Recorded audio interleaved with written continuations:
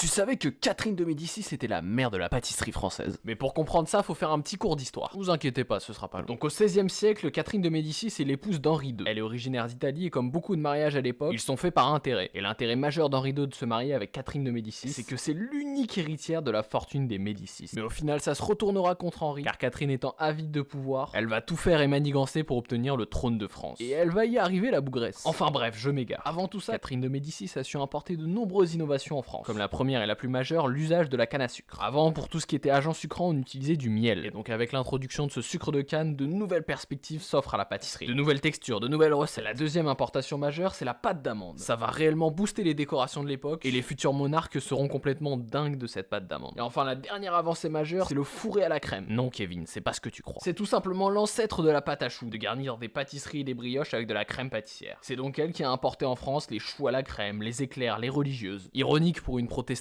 qui était avide de pouvoir.